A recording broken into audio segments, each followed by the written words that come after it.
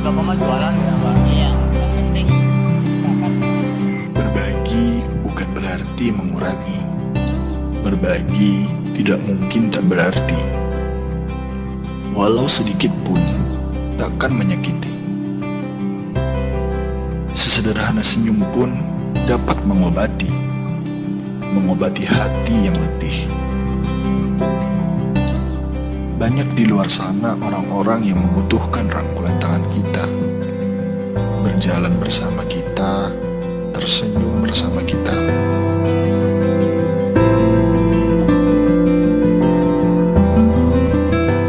Kita doakan semoga sukses dan bisa lancar dari ilmu. Semoga Tuhan beri rezeki yang banyak.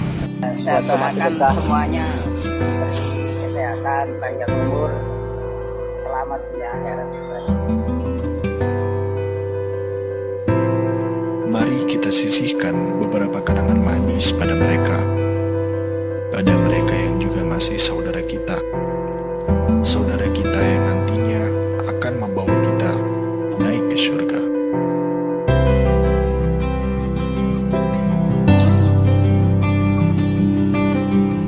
Hidup lebih berkah dengan sedekah bersama Rumah Sedekah Nahdlatul Ulama.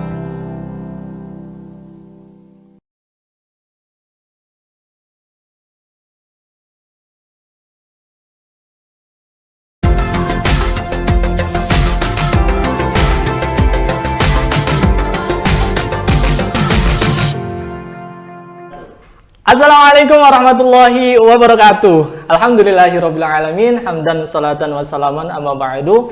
Kembali lagi bersama saya Khotibul Umam Salafi, tentunya di acara podcast Ngopi Seni Ngolah Pikir Santai Entrepreneur Nahdien di channel YouTube Rumah Sedekah Nahdlatul Ulama bersama Bang Jatim Syariah. Oke pemirsa, spesial karena hari ini adalah hari terakhir sebelum saya mudik. Jadi nanti kedepannya kita libur dulu ya pemirsa 2 minggu karena personilnya dari Rumah Sedekah Nahdlatul Ulama itu pada mudik. Terutama saya mudiknya di Jawa Baratnya. Spesial juga hari ini terakhir kita kedatangan bintang tamu yang masih muda tetapi juga aktif. Nah, beliau adalah Kak Irsyad. Kita langsung saja sapa. Assalamualaikum warahmatullahi wabarakatuh. Kak. Assalamualaikum. Gimana nih kabarnya? Alhamdulillah baik. Alhamdulillah sehat ya, sehat. Kalau Cak Umam? Alhamdulillah. Kok Cak sih? Jawa Barat nggak pas kalau bisa dipanggil Cak. Jawa Barat apa biasanya? Kang. Oh Kang. Gitu ya. Tapi nggak enak juga soalnya posisi di Jawa Timur biasanya Mas aja lah. Mas, ya. Sama-sama Mas kan? Ya. Biar dipanggil Kak sama Mas. Boleh Mas, boleh Kak. Yang penting jangan Mbak lah. Iya nggak pandai juga soalnya laki-laki. Ya udah kita panggil supaya enak aja. Biasa saya manggil Mas sih. Ya. Kalau Kak itu kayak formal banget gitu lah. Ya. Nah, pemirsa, jadi yang belum tahu, Mas Irsyad ini adalah founder dari Santri Cendekia. Iya, Santri Cendekia. Nah, kita akan mengulas Santri Cendekia itu apa sih? Tapi saya mau memperkenalkan terlebih dahulu, ngobrol-ngobrol profilnya dari Mas Irsyad. Jadi Mas Irsyad ini aslinya dari mana sih? Nah, kalau saya aslinya dari Tuban. Tahu ya? Iya. Sunan Bonang, Tuban. Iya, Tuban. Nggak jauh dari sini lah. Terus kenapa jauh-jauh ke Malang itu ada apa gitu? Mau nyari jodoh lah atau gimana? Ya, kebetulan memang jalannya di Malang. Ya, kebetulan saya merantau, nggak terlalu merantau sih ya, karena nggak sampai nyebrang ya. Paling nggak terlalu merantau ini karena bolak-balik terus gitu Bang. Awalnya bolak-balik gitu ya. Setelah padat kegiatan di Malang, sekarang jalan sekali pulang, bahkan mungkin 1 tahun sekali lah hari raya. Kalau mungkin di rumah ada kegiatan baru dipaksa atau diminta orang tua untuk pulang. Saya di Tuban. Kalau di Malang awalnya memang saya untuk kuliah. Saya kuliah di Malang sampai saat ini. Saya masuk di Malang itu 2014 sampai saat ini. Oke, sekitar berapa sekarang? Berapa? Hitung dong. Bantu itu. Ya, sekitar 8 tahun lah, 7 sampai 8 tahun. 8 tahun. Ya, lulus tahun 2018. Lulus 2018 S1, S2-nya 2000 berapa? 2020 akhir atau 2021 itu, karena memang pandemi kemarin sehingga harus ini terpending dulu. Berarti ini udah S2 nih. Udah selesai Keren alhamdulillah. banget, keren. Saya yang udah tua nggak lulus sampai yang di belakang kamera pun nggak lulus. Nggak bercanda. Terpaksa S2 biar nggak disuruh pulang. Iya. Kalau disuruh pulang nanti saya harus Iya, iya. ikut di rumah. Kadang aku juga kalau di rumah ya nggak bisa berkembang gitu. Ya, Gitu. bisa. Nah, terus pengalaman organisasi nih kayaknya banyak banget nih, kayak aktif banget berbicara. Jadi Marsya tadi gimana pengalaman organisasinya? Ya, mungkin organisasi kalau di Malang ini saya mulai dari di kampus. Di kampus saya kebetulan boleh sebut alma mater di sini? Ya nggak apa-apa dong. Nggak apa ya? Saya aja biasa nama Unisma, senggol dong. Ya, kita tadi belum kenalan alma mater, tapi Oh, iya. sama sebenarnya. Iya, Kita sama. sama-sama di Unisma. Saya Iya. dulu aktif di UKM, sempat jadi ketua UKM juga, salah satu UKM di Unisma, termasuk saya aktif di PKPT juga aktif, di beberapa organisasi, ada BSO di Unisma aktif, di Orda saya aktif. Setelah itu saya juga aktif di PC, di IPNU pada saat masih kuliah. Sekarang untuk saat ini saya aktif di PC di salah satu lembaga, di lembaga apa terkait dengan penanggulangan bencana atau LPBINU, saya di cabang. Terus di Welirang Community ini juga aktivitasnya di rescue juga. Itu kita sebagai bendahara umum ini skalanya memang ya nasional, tapi kebetulan di Malang Raya. Terus untuk di gerakan yang lain memang kita bikin beberapa memang termasuk gerakan-gerakan sosial, volunteer di luar itu. Nah, untuk aktivitas organisasi mungkin sekilasnya itu dulu lah. Sekilas untuk yang sosial. gitu. Oh, sekilas. Gitu ya, sosial. Banyak banget sekilas nih. Saya mau ngomong dulu nih. Bupati Tuban, nih ada orang yang aktif, yang pinter, kok nggak dimanfaatin, suruh pulang aja, suruh pulang. Nah, terus mengelola dengan jadwal yang sangat padat itu gimana caranya? Ya. Dulu waktu organisasi nih. Ya, dulu kuliah memang saya juga sama ini. Alhamdulillah saya juga binaannya Gus Sodik. Oh, Nah, saya juga keren. salah satu yang mengidolakan beliau karena beliau juga yang memotivasi saya berorganisasi dulu pada zaman kuliah gitu ya. Sehingga saya dulu mungkin saya kuliah, bahkan saya juga aktif kadang-kadang kalau ada bencana di luar kota pun saya berangkat meskipun dalam kondisi kuliah gitu ya. Sehingga waktu itu memang saya sambil kerja, saya bisnis, terus kita juga organisasi, kita kuliah, dan juga ya bikin gerakan-gerakan sosial lah. Kita juga coba bisnis. Saya juga pada saat itu masih pada zaman kuliah juga sekitar 5 sekolah saya juga melakukan pembinaan pramuka pada saat itu. Ngajar di 5 sekolah, bisnis jalan, mondok juga, sampai lulus S2 saya masih di pondok. Status saya masih santri. Nah, itu masih aktif gitu ya. Waktunya saya pikir satu hari itu berapa jam? 24 jam lah. 24 jam kan gitu ya. Kita kuliah paling maksimal 24 SKS. Iya. Itu kalau dijamkan berarti kan nggak sampai 24. Itu kan berarti cuma makan satu hari dalam satu minggu kita. Jadi masih banyak sekali dan itu kita manfaatkan sebaik mungkin lah kira-kira gitu. Tapi ngomong-ngomong, kuliahnya nggak ngaret kan? Alhamdulillah tepat waktu, lebih cepat. Wah. Nah, kira-kira dan bisa berakhir ya nggak jelek-jelek amat lah, masih cum laude lah gitu.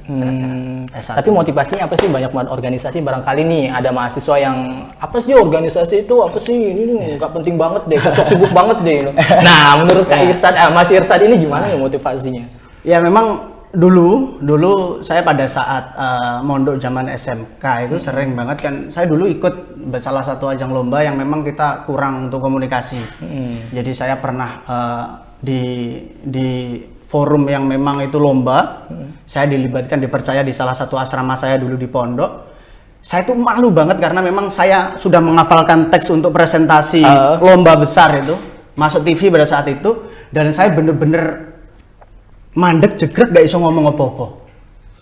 Grogi betul, bahkan sampai saya dipermalukan satu aula yang mungkin kapasitasnya lebih dari 10.000. Wow. Pada saat itu saya grogi betul, hancur-hancuran. Di saat itu karena itu memang sudah kelas 3 dan waktunya lulus, dan salah itu pembina saya atau bisa dikatakan pengurus lah pada saat itu bilang, berarti pinteriku nggak cukup, ngertiku nggak cukup, kamu harus bersosial melalui organisasi. Disitulah mulai dari itu saya ikut organisasi sampai kuliah. Apalagi kuliah menurut saya awalnya memang karena belum terbiasa ya dengan presentasi ya. Iya. Zaman SMA kan masih seperti itu, apalagi di pondok. Jadi ya kita masih adaptasi, kita aktifkan di organisasi awal setahun, setelah itu sudah bisa lah bisa memperbaiki kesalahan-kesalahan yang dulu dari organisasi. Tapi karena kesalahan yang terjadi itu, kita bisa lebih berani malah. Sama kayak waktu itu dulu. Saya pernah ditugaskan atau ditunjuk lah jadi MC waktu itu. Dan penontonnya itu bahkan ribuan. Bisa kayak Gontor itulah acaranya. Gede banget lah. Technical meeting hancur banget sampai sama ketuanya, "Kamu ini gimana? Besok tampil." Gitu. Bingung. Ya gimana lagi, mau gantinya siapa kan, terlanjur besok udah mau tampil. Akhirnya ya karena kesalahan teknik itu saya benar-benar tekad bisa, akhirnya di panggung bisa gitu. Dan itu sekarang jadi yang luar biasa seperti ini. Tapi saya nggak aktif di internal loh. Kenapa dong? Ya karena nggak sudah selalu sibuk gitu. Jamnya padat, bahkan mau pulang aja nggak bisa, betul ya? Mau pulang. Aduh. Emang itu punya motivasi sendiri-sendiri sih. Kayak Mas kita kan punya motivasi kenapa banyak organisasi karena emang awalnya itu, tapi setelah sosial ternyata kita membantu dengan kegiatan sosial di kebencanaan. Setelah itu kok nagih. Kita nolong orang itu nagih, kita dapat ucapan terima kasih dari orang lain yang kita bantu. Ini nagih sehingga kita lebih semangat dan lebih giat lagi ya. Dan dengan banyaknya organisasi, bisa nggak cerita hasilnya dari organisasi seperti apa? Yang pertama yang tidak bisa dipungkiri itu adalah relasi lah. Teman-teman, pada saat kita bikin usaha, teman-teman yang bantu banyak, di saat kita organisasi kita akrab dan kita tahu banyak orang, karena di sini organisasi memang yang terpenting adalah bahwa ternyata sosial itu terdiri dari kepala-kepala yang berbeda-beda dengan isi yang bermacam-macam. Jadi situ kita bisa tahu lah bagaimana menghadapi orang yang seperti ini dan lama-lama mereka jadi teman baik. Setelah itu nanti karena kita sudah bareng-bareng bersama, relasi itu sangat baik yang kita bisa gunakan nantinya di masyarakat. Dan itu saya sekarang sangat merasakan untuk aktivitas hari ini. Saya butuh misalnya kerja, saya butuh duit nih, saya butuh itu dia ujungnya gitu ya. Maksudnya ternyata dulu tidak kepikiran. Iya, dulu kita kepikiran. Sama saya juga dulu gak kepikiran kalau itu. Yang penting belajar gitu. Datang gitu aja gitu ya, karena relasi atau pertemanan yang baik itu. Tapi ada salah satu hasil dari organisasi yang digeluti oleh Mar Irsyad, yaitu membuat salah satu organisasi sendiri yang bernamanya Santri Cendekia. Dan Mas Irsyad ini adalah foundernya. Iya, betul. Bisa dikatakan seperti itu lah ya. Tapi bukan hanya sendiri kira-kira. Tapi kan founder kan bisa dibangun sama beberapa orang. Jadi pertama nih ceritain dong kenapa bisa membangun Santri Cendekia awalnya. Awalnya memang Santri Cendekia itu nggak lama lah ya, baru-baru aja pada saat itu, karena memang kebetulan di organisasi saya aktif banget di organisasi pelajar Nahdien ya pada saat itu.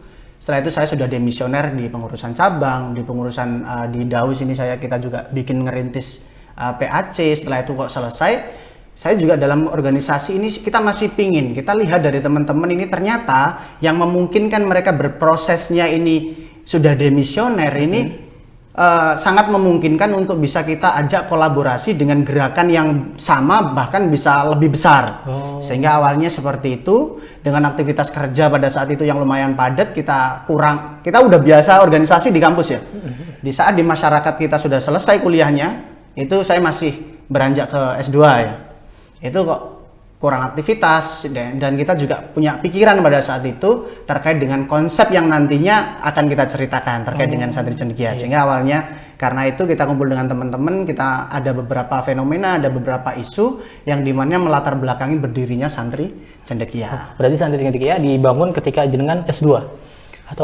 Pada saat saya kerja dan mulai S2 awal-awalnya ya. Dengan pemikirannya siapa tuh? Jenengan apa sama teman-teman yang lain? Ini sebenarnya saya dengan salah satu teman ini kita memang diskusi pada saat itu terkait dengan pembelajaran Al-Qur'an awalnya.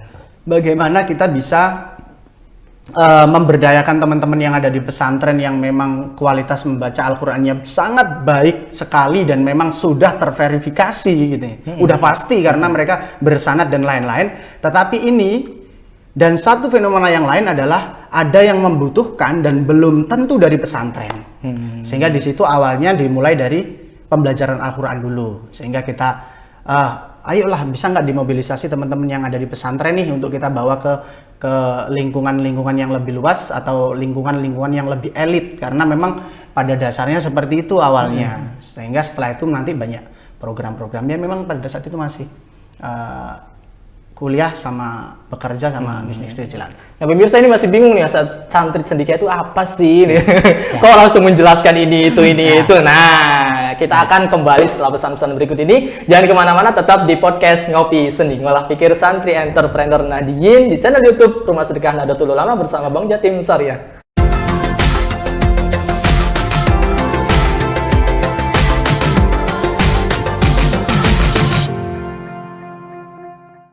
Hai Sobat Barokah, Bang Jatim Syariah bersama OPOP Jawa Timur dan OPOP Training Center Unusa Surabaya menghadirkan Kartu Santri OPOP Jatim Berdaya. Kartu Santri OPOP Jatim Berdaya adalah kartu identitas bagi santri pondok pesantren di seluruh Jawa Timur. Kartu ini bisa digunakan sebagai sarana pembayaran, absensi santri, dan berbagai transaksi lainnya di pondok pesantren. Yuk miliki Kartu Santri OPOP Jatim Berdaya. Transaksi semakin mudah dan barokah di Bang Jatim Syariah.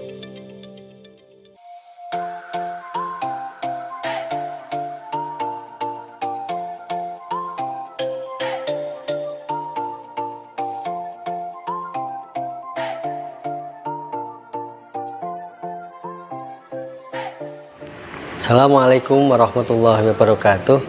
Monggo para santri, para kiai, para aktivis, para pengabdi minum madu berkah songo-songo yang diproduksi oleh Pesantren Tahfidz Mambaul Ulum dan Rumah Sedekah Nahdlatul Ulama bersama dengan mitra.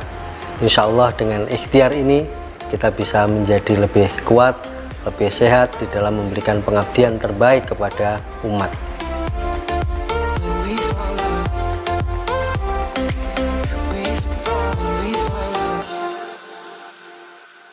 Hai Sobat Barokah, kini kamu bisa melakukan pengisian saldo kartu emal Sidogiri dengan virtual account Bank Jatim. Caranya, buka aplikasi emal, pilih menu top up, dan pilih melalui Bank Jatim Syariah. Selain itu, kamu juga bisa melakukan pengisian saldo di toko basmalah terdekat. Transaksi semakin mudah dan barokah di Bank Jatim Syariah.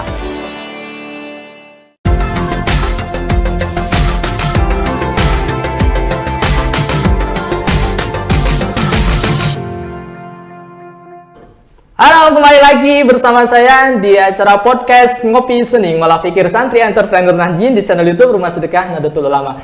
Oke, lanjut pemirsa, kita bincang-bincang dengan Mas Irsyad tentang santri cendekia. Nah, tadi kan belum sempat tahu nih apa sih santri cendekia itu. Nah, bisa dijelaskan nggak Mas, santri cendekia itu apa sih? Santri cendekia memang mungkin banyak ya, ini kok ada santri, ada cendekia, dengan memang yang pertama memang terkait dengan, ini boleh dari namanya dulu atau langsung saja silakan namanya dulu, pokoknya sejarah awalnya dulu lah. Santri ini memang teman-teman yang memang menggerakkan ini notabene semuanya adalah santri, dan memang teman-teman sangat bangga dengan istilah ini sehingga kita pakai di gerakan ini, sehingga santri ini memang mengilhami kita dan memang memberikan semangat kita sehingga biar semuanya itu bangga sebagai santri, dan santri ini lebih bisa dikenal kepada seluruh kalangan. Dan terkait dengan cendekia yang memang menitik beratkan terhadap santrinya ini kan, ini adalah orang-orang yang sudah gemblengannya luar biasa nih santri, kehidupan pondoknya luar biasa, kehidupan cerita hidupnya sangat luar biasa di pesantren. Cendekia ini lebih ke bagaimana mereka adalah seorang cendekiawan, mereka yang memang orang yang mau berpikir, mereka yang senang berpikir dan mereka senang dengan ilmu. Nah, dan ini kan secara umum gitu. Sehingga dua ini kita padukan. Untuk kegiatannya memang santri cendekia ini kita sudah ada beberapa lembaga, kita sudah ada 5 ya. Terus untuk secara keseluruhan memang tujuan kita adalah bagaimana teman-teman santri yang ada di pesantren ini bisa kita akomodir gerakannya, bisa kita ajak bersama-sama, ajak bersama-sama untuk kita berdayakan semuanya ini. Yang memang pinter mengaji, kita ada santri privat, ada lembaga santri privat di mana di dalamnya ini kita ada pembelajaran Al-Quran, mulai dari baca tulis Al-Quran, ada menghafal Al-Quran, ada bahasa Arab, dan juga ada kesenian Islami yang memang ini bisa diperoleh dengan privat. Kita berarti kegiatannya seperti bimbel, tapi kita memang datang dan ini fokus ke Al-Quran. Ini fokus ke pendidikan agama. Ini untuk santri privat. Memang target kita memang ini adalah kalangan menengah ya, sehingga tidak berbenturan dengan TPQ atau madin-madin yang sekarang sudah ada, karena memang kita juga itu adalah masukan dari kiai-kiai kita, di mana target kita adalah yang belum mendapatkan fasilitas pembelajaran Al-Quran atau mereka tidak sampai tersentuh oleh TPQ atau madin ya, sehingga kalangan-kalangan inilah sebagai target utama santri privat.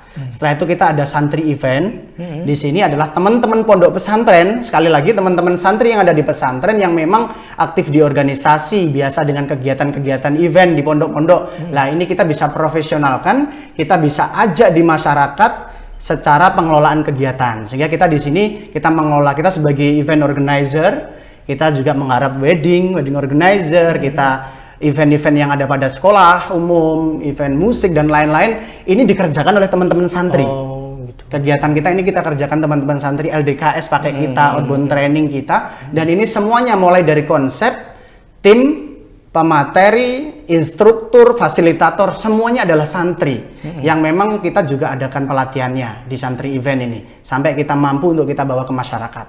Terus kita ada santripreneur. Santripreneur ini adalah tulang punggung kita untuk kegiatan-kegiatan kita yang bersifat pengabdian. Ini nanti akan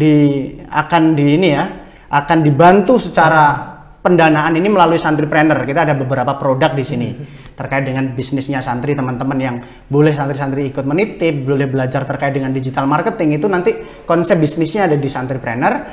Terus ada santri robotik, di mana ini kegiatan-kegiatannya lebih kepada kita itu mengajak masyarakat santri-santri yang memang di jurusan-jurusan elektro, robotika, informatika untuk kita ajak di sini untuk mereka bisa mendakwahkan bahwa santri itu ternyata juga aktif dalam bidang ini. Terus yang terakhir ini ada santri mengabdi dengan program-program pengabdian kita. Itu ada santri mengabdi, sehingga kita ada 5 lembaga ini. Kira-kira segitu. Cocok nih buat para bapak ibu yang masih ragu untuk anaknya dipondokkan atau menjadi santri. Ini loh bukti bahwasanya santri itu bisa apa saja. Seperti Mas Irsa tadi dijelaskan bahwa santri itu bisa mengelola event terus privat, mengaji dan lain sebagainya.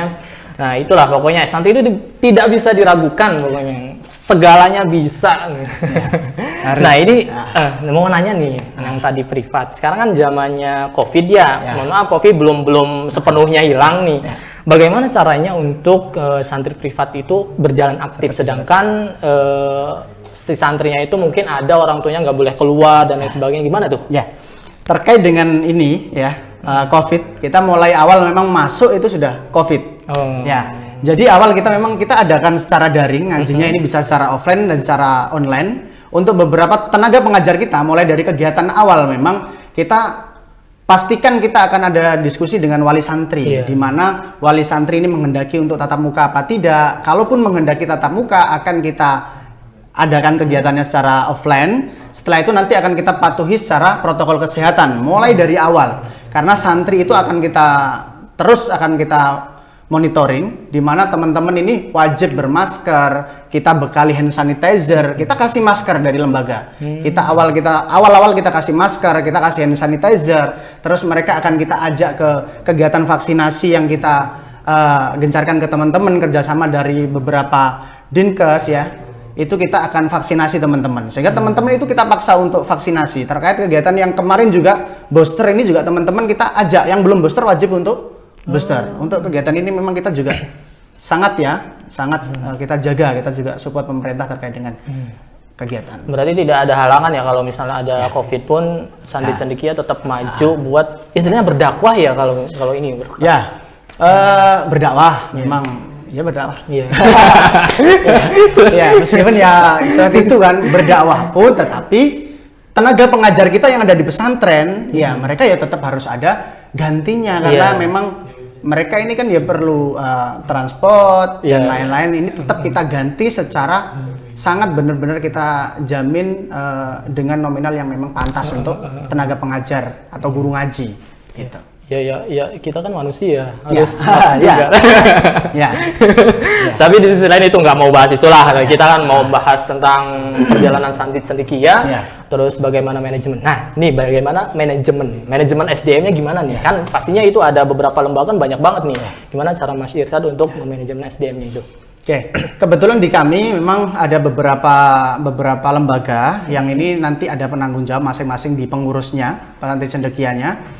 Nanti akan ada beberapa, kita mulai dari teman-teman yang ada di produksi, di operasionalnya, ada teman-teman yang fokus di SDM, sehingga ada HRD-nya sendiri, dan juga ada bagian untuk pengembangan mereka sendiri gitu ya. Sehingga ada beberapa struktur untuk menjaga mereka, karena memang banyak sekali gurunya yang harus kita lakukan manajemen, evaluasi, dan juga pelatihan. Seperti gurunya saja, kita sudah ada lebih dari 50-an tenaga pengajarnya saja. Belum yang di EO-nya. Event-event yang teman-teman yang memang ada di outdoor ini juga berbeda lagi skillnya. Otomatis orang-orangnya juga berbeda. Sehingga di sini nanti akan dikelola semuanya di SDM, bagian SDM.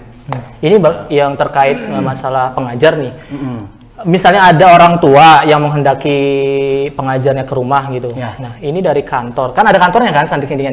Ada. Dari kantor ke tempat rumah itu jauh, bagaimana tuh? Teman-teman ini kantor, ya, memang ini udah zamannya ya. Iya. Udah zamannya bahwa tidak semuanya harus kita kerjakan dari kantor ke rumah, sehingga teman-teman itu memang koordinasinya lebih banyak online. Ya, teman-teman koordinasinya lebih banyak online. Ya, terkait dengan pengajaran memang tutor kita tersebar di wilayah-wilayah ini. Setiap kecamatan ini kita ada tutornya sendiri. Ya, gitu. sehingga biar mereka kita nanti nggak boncos di ongkos, sehingga yang terdekat, pesantren yang terdekat, ya terdekat atau teman-teman santri yang siap mengajar yang terdekat lah yang mengajar. Kita hanya mobile. Kita akan pastikan mereka sampai di lokasi, kita akan konfirmasi orang tua bahwanya siap pembelajaran. Nanti teman-teman akan berangkat dari tempat masing-masing. Yang berangkat dari pondok berarti berangkat dari kotaan gitu ya. Paham. Berarti ada tutor atau gurunya itu dari kecamatan masing-masing, jadi biar deket ya, nggak jauh. Karena Kabupaten Malang pun jauh banget. Jauh sekali. Dan luas sekali ini. Iya, kalau misalnya dari kantor semuanya berangkat dari kantor ke Panjen jauh banget. Kalau yang di kantor hanya untuk fasilitas. Kita ada buku, ada jurnalnya, dan terkait dengan presensi, terkait dengan kebutuhan-kebutuhan. Misalnya dia waktunya naik tingkat nih, dari metode ini naik tingkat lah. Ini kita akan kirimkan. Kita yang tim yang pengurus ini yang mengirimkan ke tutor. Gitu ya. Kita yang datangi mereka. Sehingga nanti sudah termanajemen, sehingga sebelum habis mereka sudah dapat fasilitas yang nanti akan digunakan sebagai media pembelajaran. Gitu. Nah, itu. Jadi tadi kan belum jelasin awal mulanya Santri Cendekia tahun berapa sih di Riau? Santri Cendekia ini tahunnya 2019. 2019. Pas banget lah. 2019. Pas ketika COVID kita mau diskusinya 2019, tapi secara legal formalnya di akte pendirian sama Kemenkumhamnya, yayasannya di 2020 di bulan Februari. Tapi memang pada saat mulai merintis ini di Hari Santri 2019 akhir. Oh gitu. Nah ini kan di 2020 kan Februari. 2020 Februari. Februari. Berarti kan masih kental-kentalnya COVID nih. Ya. Tantangannya nih bagi Mas Irsad sebagai foundernya Santri Cendekia apa aja nah? Memang pada saat itu event kita memang kita nggak adakan, gitu kan? Gimana? Kan pada saat itu kita nggak bisa rame-rame nih. Iya, untuk kegiatan yang event musik, terus outbound, training, pelatihan-pelatihan di sekolah kita nggak bisa mengadakan. Sehingga event bener-bener kita tidak ada kegiatan. Kita hanya fokus ke pelatihan-pelatihan ke fasilitator, instruktur ini. Teman-teman kita hanya gembleng ke sana. Terus untuk privat, memang karena kondisinya seperti itu dan benar-benar kita memerlukan izin untuk aktivitas, sehingga ini kita terbatas banget untuk promosinya karena pada saat itu belum sangat diperbolehkan secara luas. Jadi kalau ada permintaan kita layani, sehingga kita nggak bisa promosi seperti kita datang-datang ke kantor-kantor, gitu ya. Karena memang santri kita juga ada yang dari kantor-kantor, kantor yang mau mengaji di kantornya. Terus sehingga pada tahun pertama ini kita lebih banyak kegiatan pengabdian. Kita lebih banyak kegiatan, kita mengadakan webinar, kita mengadakan pelatihan, kita mengadakan kegiatan bisa kegiatan santunan, kegiatan bersih-bersih di masjid gitu. Kita pokoknya teman-teman lebih banyak ke kegiatan sosial pada saat pandemi. Setelah itu baru mulai berangsur-angsur memulih ini kita baru mulai gencar-gencarnya lagi sekarang ini. Berarti ada harapan ke depannya nih untuk Santri Cendekia. Ya. Gimana harapannya itu? Harapan kami memang kita sangat berharap kita bisa berkolaborasi dengan seluruh pesantren ataupun santri-santri yang ada pesantren untuk kita bisa sama-sama bisa mengabdikan kemampuan kita melalui gerakan-gerakan santri ini yang bisa dikenal secara luas di masyarakat. Mulai dari kegiatan yang bersifat agamanya atau kegiatan yang bersifat keahlian lainnya, di mana juga ini perlu kita dakwahkan juga. Biar apa? Biar santri juga dikenal bukan hanya dalam satu sisi saja. Sehingga secara luas itu kita ya berharapnya gerakan ini kalau bisa memang juga bisa dipakai di beberapa titik yang lainnya, boleh. Ini kan kita masih gerakan di Malang nih. Ya, secara ini masih di Malang Raya.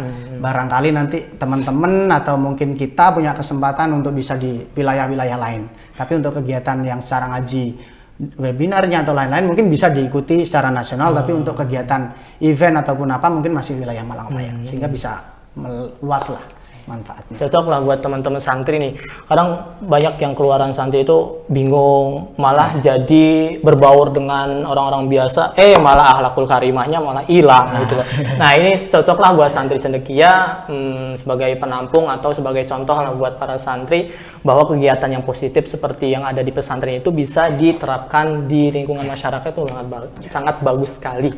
Oke pemirsa, karena ada yang mau lewat jangan kemana-mana ya, tetap di podcast Ngopi Sening, ngolah pikir santri entrepreneur Nahdien di channel YouTube Rumah Sedekah Nahdlatul Ulama bersama Bang Jatim Syariah.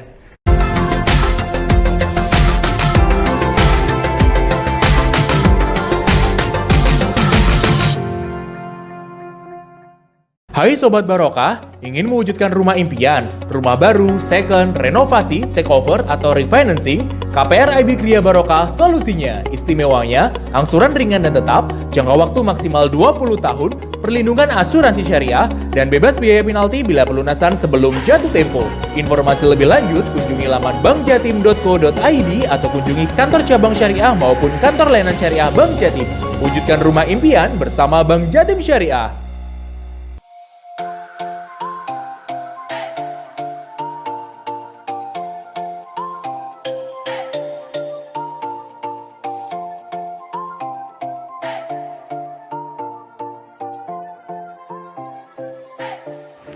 Assalamualaikum warahmatullahi wabarakatuh.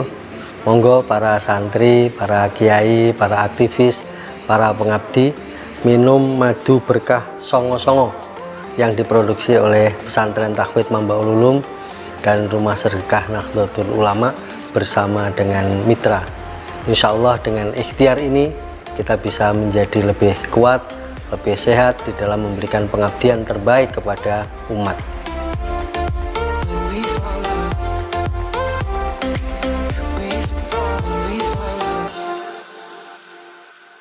Hai Sobat Barokah, tahukah kamu kartu OPOP Jatim Berdaya?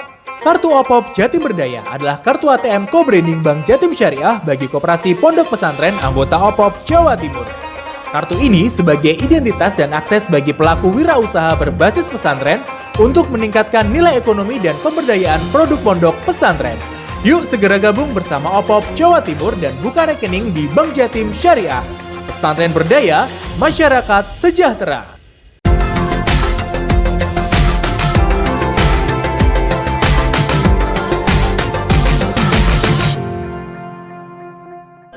Oke pemirsa, kembali lagi bersama saya di acara podcast Ngopi Sening, ngolah pikir santri entrepreneur Nahdien di channel YouTube Rumah Sedekah Nahdlatul Ulama bersama Bang Jatim Syariah.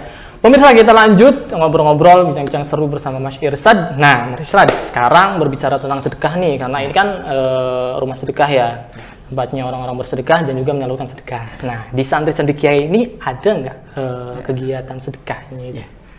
Oke. Santri Cendekia memang tujuan pertamanya memang untuk kegiatan sosial, sehingga pastinya sosial ini adalah kegiatan yang lebih banyak kita membantu orang lain. Sehingga di Santri Cendekia terkait dengan sedekah ini kita punya santri mengabdi.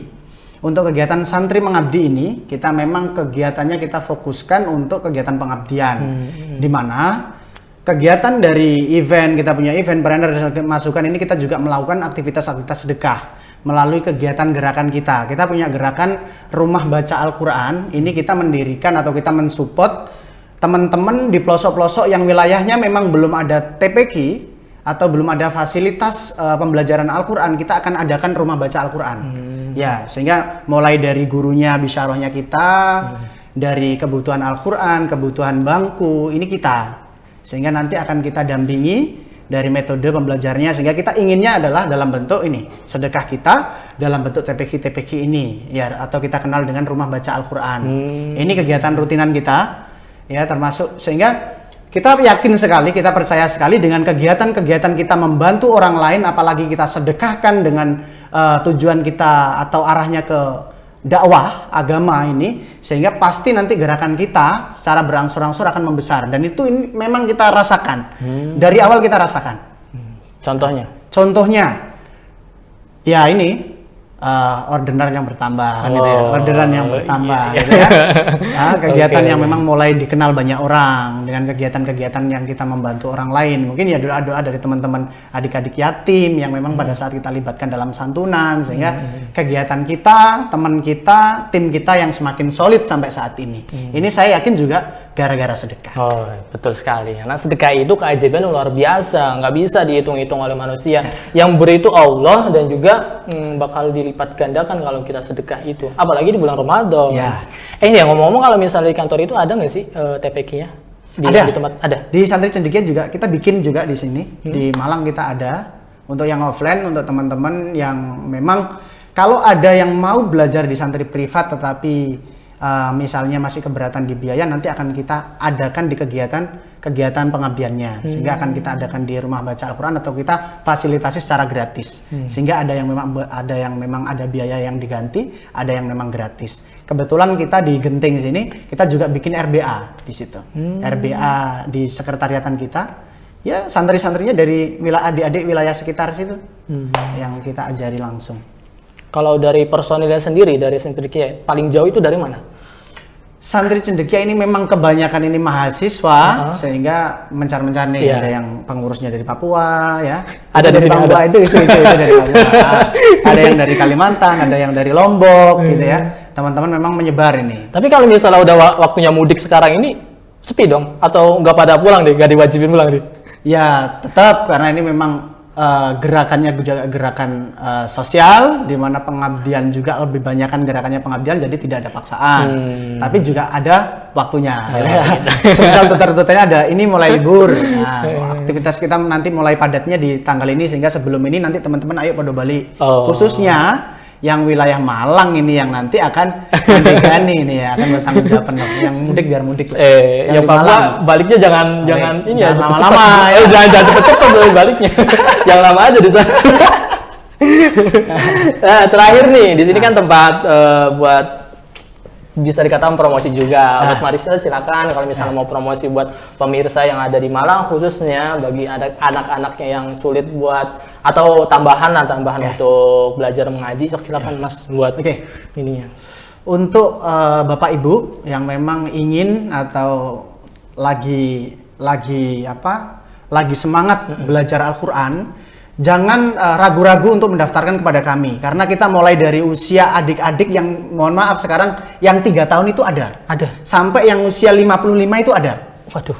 Dan yang belajarnya di rumah, ada yang belajarnya di kantor, ada yang belajarnya di kegiatan-kegiatan lain atau di kelompok TPQ atau masjid juga ada. Jadi mau datangnya, mau diajarinya di toko, di rugo karena izin, ya ada. Dengan permasalahan sosial yang berbeda-beda. Ada yang karena bapak ini karena anaknya sudah mulai besar dan butuh diajari, jadi bapaknya belajar duluan. Ini banyak sekali kita menjumpai seperti ini. Jadi jangan malu-malu usia berapapun itu, karena pada saat kita punya kerentek dalam hati untuk belajar Al-Quran di situ, berarti kita harus segera mulai untuk mencari dan kita mulai untuk belajar dengan cara apapun, termasuk kita di santri privat. Untuk teman-teman dimanapun ya, teman-teman santri, kita di sini gerakannya memang gerakan untuk semua. Jadi santri-santri yang ingin terlibat kepada kami, nggak usah sungkan-sungkan, karena kita tidak terbatas kepada kelompok kami saja. kalau kalian santri, kalian ingin ikut mungkin belajar, ingin jadi guru, ingin belajar di event, boleh. Ayo, sangat boleh sekali. Siapapun itu. Mau belajar apapun itu. Gimana nih cara gimana? Kalau misalnya mau menghubungi? Nanti sosmed ini kan sudah lumayan ini kan ya. Kita nomor adminnya ada di santricendekia ya .id, di Instagram nanti bisa dihubungi ya. Oh, di bawah tuh. Oke, di bawah. Terima kasih ya. Di bawah dicantumin. Untuk santri event.sc, untuk santripreneur.sc, untuk santri privat.sc, dan untuk santri robotik.sc, dan santri mengadili.sc. Tapi untuk websitenya di santricendekia.id. Itu yang utama nanti. Berarti membumikan SC pemirsa. Nah, itu sebagai stempel SC Santri Cendekia. Nah, jadi pemirsa buat bapak-bapak, ibu-ibu ataupun para remaja, Santri Cendekia siap berapapun umurnya, berapapun usianya, dimanapun tempatnya, Santri Cendekia siap untuk melayani Anda. Dan event apapun. Ya, terus apa lagi? Gak enak ini sama. Enggak dong, gak apa-apa. Sudah gini-gini dia. Ini lapangnya loh, ini kan semua bintang tamu kan diperbolehkan buat mempromosikan. Terutama Santri Cendekia juga. Semoga sukses selalu. Terima kasih banyak ya Mas Irsan udah mampir ke kantor Rumah Sedekah Nahdlatul Ulama. Jangan bosan-bosan, nanti kita akan sambang ke sana ya. Gantian collab itulah. Kita akan main di kantornya dan pokoknya jangan putus silaturahim antara Rumah Sedekah Nahdlatul Ulama dan juga Santri Cendekia karena kantornya dekat kan di atas ini. Dekat sekali. Makanya bisa ke sini. Oke, sekali lagi makasih Mas Irsan. Pemirsa, itulah akhir dari podcast ini. Saya beritahukan kembali ini podcast terakhir dan 2 minggu ke depan kita akan libur dulu karena personilnya pada mudik. Terutama yang di belakang kamera. Yang penting itu di belakang kamera, nggak ada lagi. Oke, saya Khotibul Muhammad Salafi pamit undur diri. Mohon maaf apabila ada kata-kata yang kurang berkenan. Wallahul muwaffiq ila aqwamit thoriq. Wassalamualaikum warahmatullahi wabarakatuh. Tetap tonton di podcast Ngopi Seni Ngolah Pikir Santri Entrepreneur Nahdien di channel YouTube Rumah Sedekah Nahdlatul Ulama bersama Bang Jatim Syariah.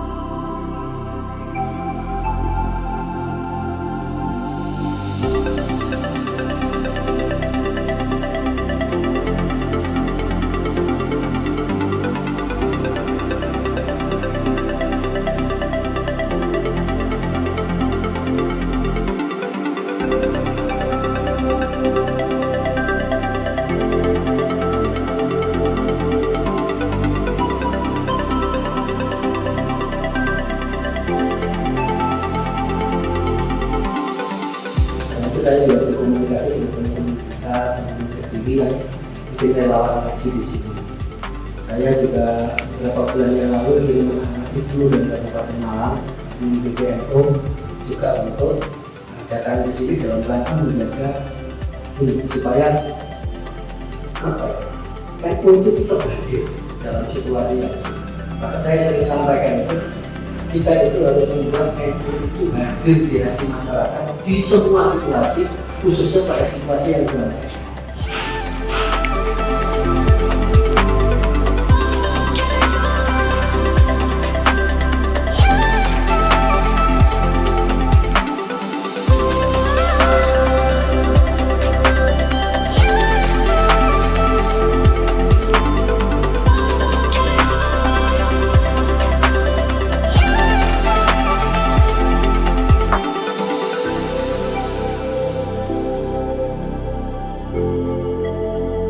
Para pemirsa channel Rumah Sedekah, di belakang saya ini hamparan bekas lahar yang sekarang sudah mulai dikerjakan untuk dikurangi, karena ini menjadi akses alternatif bagi masyarakat yang ada di Pronojiwo menuju Candipuro. Tetapi tempat ini juga tidak bisa dilewati kalau misalnya terjadi hujan, karena ini juga rawan sekali untuk pasir-pasir lahar itu melewati ini, dan itu akan sangat berbahaya bagi masyarakat. Kami dari Rumah Sedekah bersama LP Ma'arif Nahdlatul Ulama Jawa Timur bersama dengan Universitas Islam Malang hadir di sini dalam rangka untuk melihat kebutuhan dan menyerahkan pendidikan untuk bantuan-bantuan pendidikan yang kita serahkan kepada para siswa, kepada madrasah, kepada sekolah. Dengan ini kita berharap pendidikan di Candipuro, pendidikan di Pronojiwo Lumajang ini bisa segera kembali.